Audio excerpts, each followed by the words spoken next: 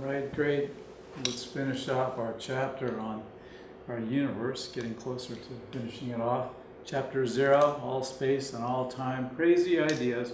Just getting an introduction, and an introduction to a lot of ideas that will come up later in the course. So I thought it would be helpful when we're talking about the expanding universe to talk about how people figured this out a little bit. As far as the names and all, well, some background again is going to help with the expanding universe, but use your study guides to know what you have to emphasize and what will be on the exam. But it's kind of nice to know a sense. We're talking about the early 1900s. Okay, so in the early 1900s, people had the tools developed in the 1800s, understanding electricity, magnetism, light, starting to understand atoms, and getting better equipment. And Henrietta Leavitt, 1908, 1912, working on this stuff, she was part of a group called the Pickering Women. And Pickering was an astronomer at Harvard. Pickering Women, or the Harvard computers also called. And they were employed because they were brilliant and very capable. And Henrietta Leavitt was among others, and you're going to learn about Annie Cannon, or Annie Jump. Her mother's maiden name was Jump. Cannon. I'll abbreviate it there, you can look that up. And there's other names too.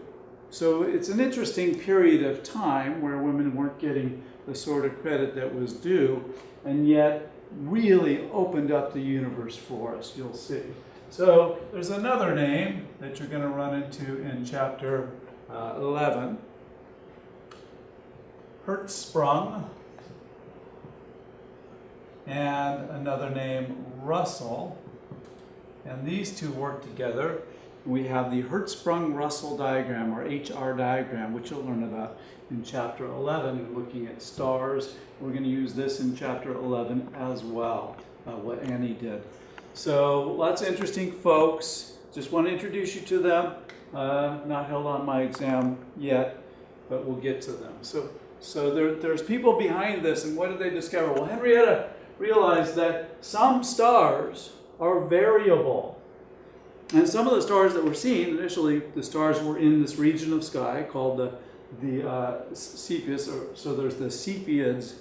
They were in that constellation that gives them the name. So she noticed that in that constellation there were these stars that got brighter, dim, brighter, dim. And so they pulsed bright, dim, bright. And so, it looked like really bright, and then it got kind of dim, and then it looked really bright. So that's pretty easy to time that, just as long as it doesn't take too long. Sometimes that can take over 400 years, but sometimes it can be quite short. So you might, again, look that up, have some fun, play around with it. What's the period, that is the time to go from bright to bright for a pulsing star, a variable star? Have some fun. And so it's like, why is that happening? Well, at that time, didn't know. But she did realize this. She discovered that these variable stars, any stars that had the same period, give off the same amount of light. You'll get that story at the beginning of chapter 10, but just touch on it now. That is that they have the same luminosity. So if I just watch them and they don't take too long, if I can get their period, I can straight away get their luminosity from that relationship. So this is a powerful piece of the puzzle and the clues. Without going too much into it, you might have other questions, just hold them off for now. Okay, so stars go bright, dim, bright, the time to take them turns out, for some crazy reason, to be directly connected to how much luminosity the star has. Stars with the same period have the same luminosity. They give off the same amount of light. So this allowed astronomers to get distances to stars that were that were in our galaxy, but farther away than they had ever been able to get.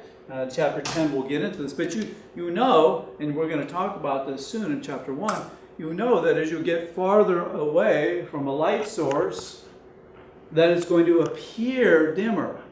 We get closer, it appears brighter, but still giving off the same amount of light. How do I know how much light it's giving off with a light bulb? I just look at it, see what's on there, or see what's on the package, and I can figure out how much light it gives off. But with a star that's light years away that I can never get to, all I have is what I see. But if it's pulsing, and I get the period of time to go from bright to bright, I can get how much light it's giving off. Now I know how bright I see it, and I know how much light it's actually giving off, so I can figure out how far away it is so that it is dimmed to give me what I see. Don't worry about that too much, but maybe you get a sense of that. All right, that's one of the tools that we're going to have. Thank you, Henrietta. 1916, Albert Einstein publishes his general theory of relativity, explaining gravity in a way much more profound and deeply than Newton did. He had published a special theory of relativity in 1905. Don't worry about that too much. Speed of light, things like that. Anyway, general theory of relativity. And the basic thing, again, crazy ideas, take it on the surface, is that space and time are somehow connected, and space-time is the fabric of our universe. Whatever that means, again, take it lightly. And massive objects somehow warp space-time. And the crazy thing is that this has been tested, and there are ways to test this. This isn't some fantasy science fiction idea, but it has worked without fail. In fact, fairly recently, we've picked up, after 100 years of trying, two black holes came together and they made ripples in space-time, and it was measured. These are called gravity waves, and it's crazy. Anyway, super hard to do. Unbelievable. Predicted with this theory, finally measured. In fact, we use this when we have to. It's too hard to use if you don't have to, and no need to. But to get our GPS systems more precise, we have to use this theory. So anyway, there's this idea of space-time and the fabric of the universe.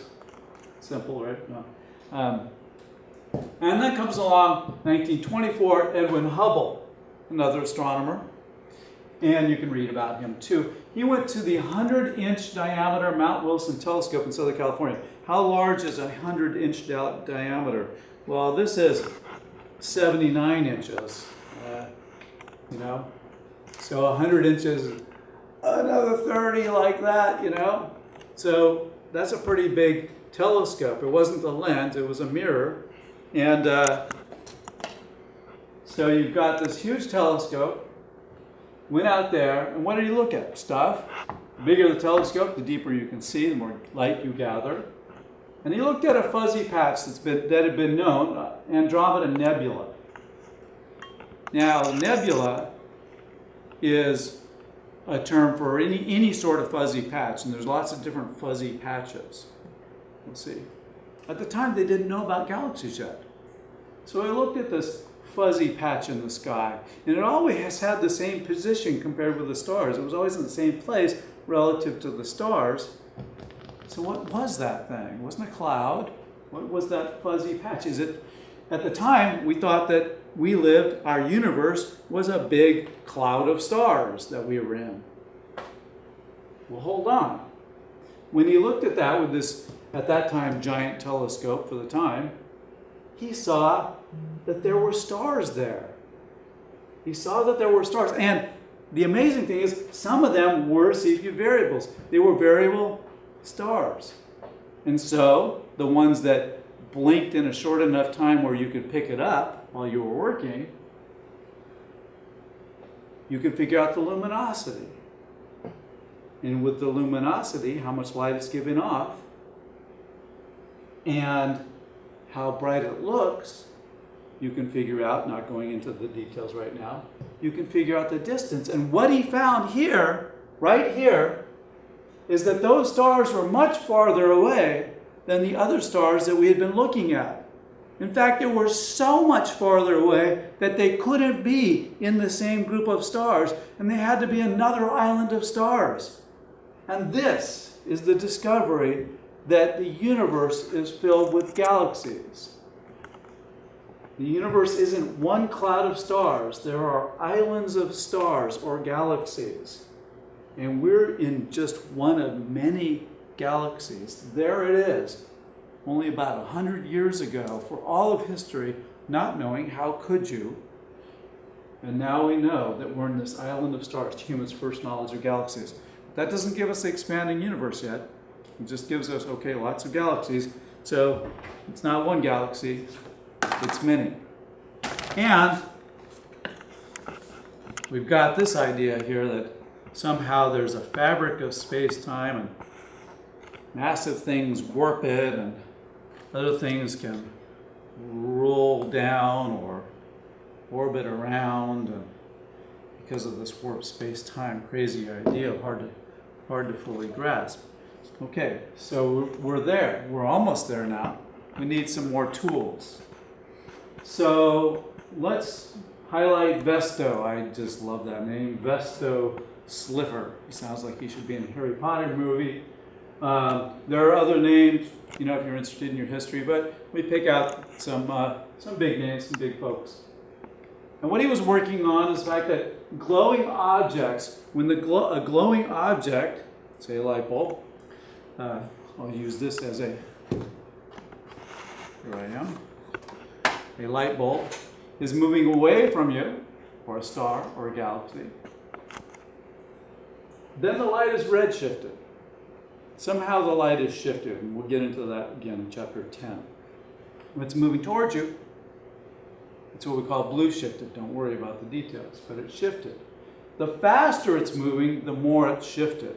This even works for rotating objects. So you'll notice that this edge is rotating towards you, and this edge is rotating away from you.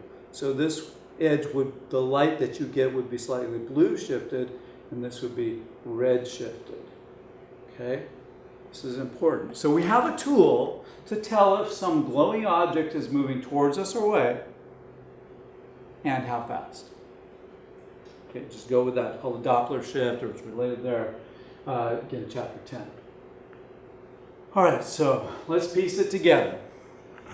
Leave it, Einstein, Hubble, Slipher, and others that we're not mentioning that gets too overwhelming. Give us this. We got Cepheid variable stars, bright, dim, bright. And they will give us the distance, not just to stars in our galaxy, but to other galaxies. Wow. Okay, so we get the distance. Now the numbers weren't super great, we've improved them, but still, they were enough to get the idea. Okay, I can get the distances to other galaxies, not just stars in my galaxy. And you look at that light, and you find that the galaxies are moving away. The light is red shifted. But that's not all. Here it is, and I'll explain why.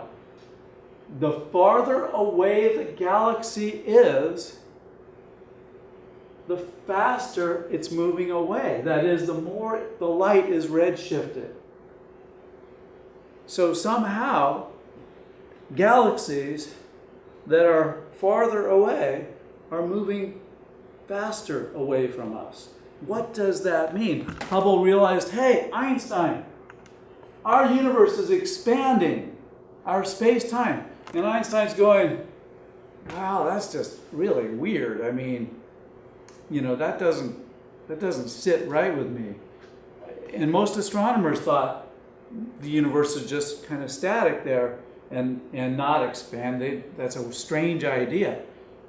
And the fact that Einstein thought it was a strange idea, even though his theory of relativity actually, that supports his theory, that fits in nicely, it's still like a crazy idea. But remember, it's the evidence.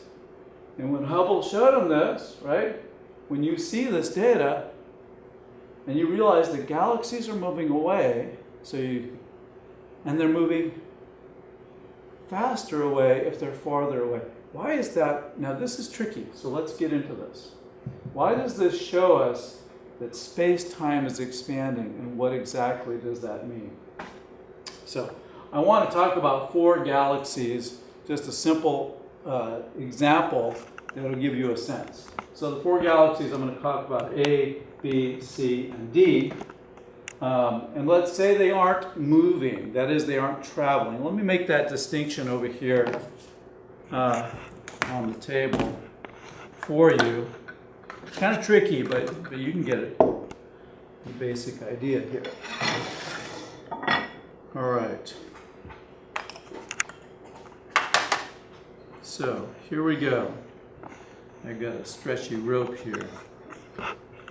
2 objects. Let's say galaxies. Now this expansion of space-time, in principle, is happening right here. It's very, on a human scale, it's almost non-existent.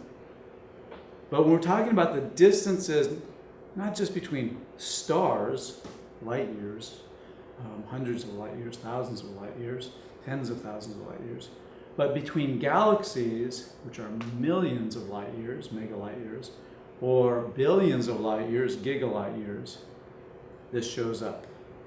Okay, here's my sheet. Here you are in your galaxy, another galaxy, and watch. If the space-time expands, then you stay tied to that space-time. Notice that the sheep is not moving. The sheep is now sleeping.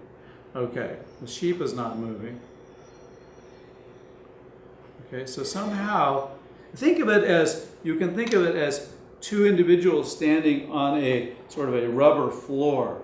And that rubber floor is somehow expanding like in a James Bond movie or something, I don't know. So they're not moving, you're just standing there. But your floor is expanding, and so we're separating. Okay? Now you can move whichever way you want, but somehow the floor is expanding or stretching. That's the idea. Not that these guys are moving, but the space-time between them is expanding. Still, when I look at it, if it's a glowing object, then I would see the light redshifted. Okay, hold on. If that made any sense, the space between it. So let's talk about that. Not that, you can move. Galaxies can move towards each other, but still the space-time. In fact, Andromeda and our Milky Way galaxy are moving towards each other and will overlap, and perhaps there will be some collisions. But there's a lot of space between those stars. Someday, and we're thinking on the order of a couple of billion years, but measurement's still in progress. Okay, here we go. Why is it that the fact that galaxies are moving away, and if they're farther away, they're moving away faster, tells us that it's not the galaxies moving, but the space-time between them expanding or stretching. Let's take a look at this picture. This will be, hopefully, illustrate the point. Okay, you can get this. You don't have to get all the technical stuff. Okay, so we've got galaxies A, B, C, and D. They're just standing there, if you will, like people on a stretchy ground. And we could be any galaxy. Let's say this is us, our Milky Way galaxy, right? And we're looking at these other galaxies with our telescope. Now, for starters, let's say that the space between A and B and the space between B and C expand the same amount. So I'm going to expand it about this much, okay? So I'm going to go over here and notice that, I'll use that. Maybe I could use this as a measuring instrument. There you go. Go over here, and now I'm going to put A over here. And then we've got C expanding also. That space expanding the same amount. So let's move C over here. And you can see that the space between A and B has expanded, and the space between B and C has also expanded, and I've made them the same distances, so they expand the same amount. How much has A expanded? That much. How much has C? The space. So in that amount of time, A has moved away from us that way, and C has moved away that way. But we said the space between C and D didn't expand. So this is a little bit tricky. This is where it gets tricky, but this is it. You're almost there. Keep that the same distance. So I want D to move with C so that it would be over here. Let's see if I can do this. 1, 1. Is that correct to you? There. So now this space is the same. This space is expanded, this is the same. But wait a minute, that doesn't make sense. Okay? So that would say, look, if C moved away this much, D would also move away that same amount. But that doesn't make sense because why wouldn't the space between C and D also expand over here? Right? It's all expanding. And so it does. And so rather than being this far apart,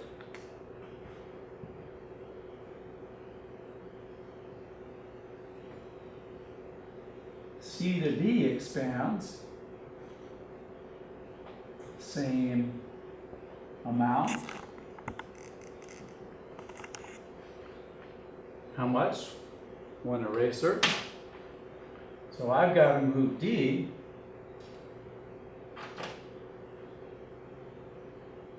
over to here. So what do I end up with?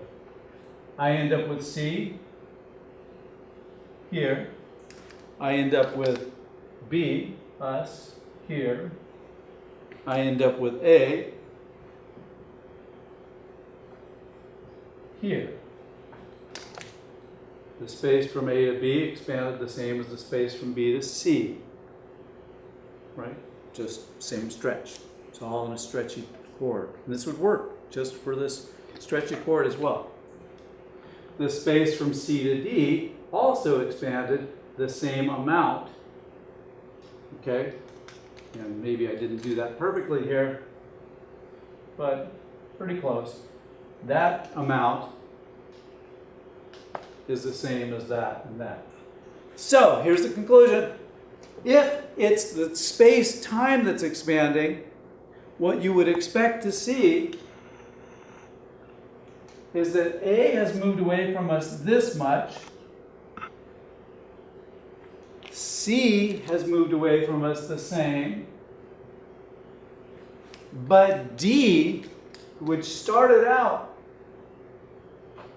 here, has moved away farther from us in the same time. Therefore, it must be moving away, what? Faster. And how would we see that in the light? We would see that all of these, the light would be redshifted. We could pick that up. It's tricky business, and again, we'll get into it in chapter 10. And which one would redshift more? The light from D. And the farther away the galaxy is, the more redshifted the light is, therefore the faster it's going, and there's a direct relationship, and that is only explained not by the galaxies moving, which they can, but by the space-time between them expanding.